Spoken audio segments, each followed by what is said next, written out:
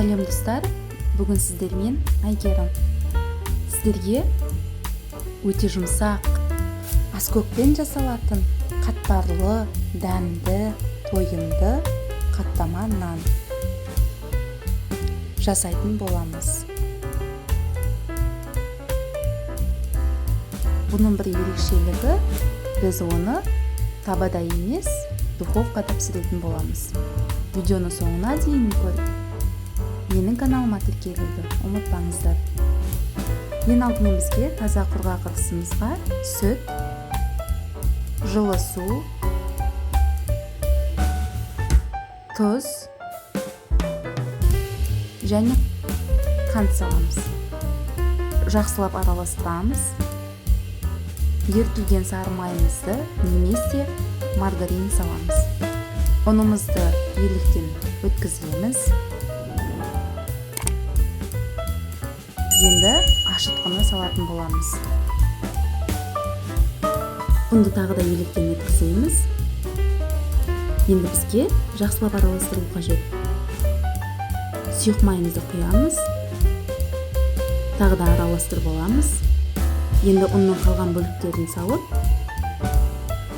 қолдың көмегімен қолға жабыспайтын қамыр жасайтын боламыз. Қамырымыз дайын. Енді біз оны 1,5-2 сағатқа қойып қоямыз. Біздегі қамыр дайын. Қамырымызды 7 бөлікке бөліп шығамыз. Қамырларымызды дөңгелек тәріздес етіп жасап шығамыз. Енді оны 10-15 минутқа тұндырып қоямыз. Біздегі қамырлар дайын.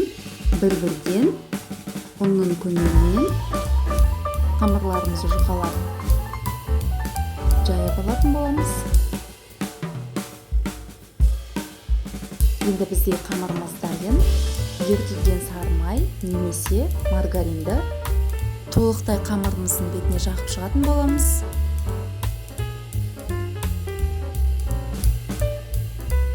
Енді өз қалауларыңызша аскөк салуға да болады, немесе салмай тек осы жағылған сары май немесе маргаринді орауға да болады. Мен аскөк қосатын боламын, яғни укроп.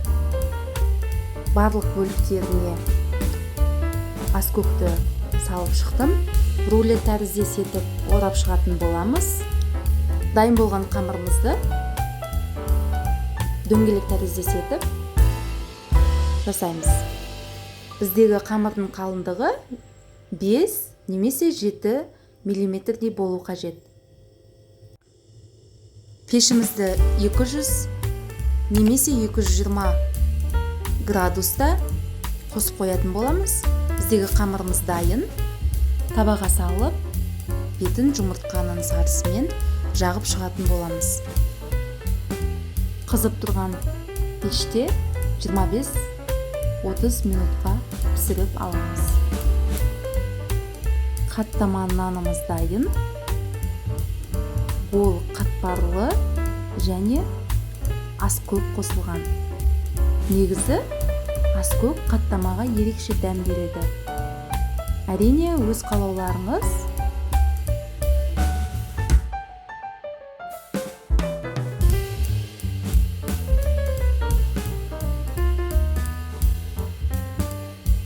Егер рецепт ұнаған болса, менің каналыма тіркеліп, лайк басып, комментарий жазуды ұмытпаңыздар.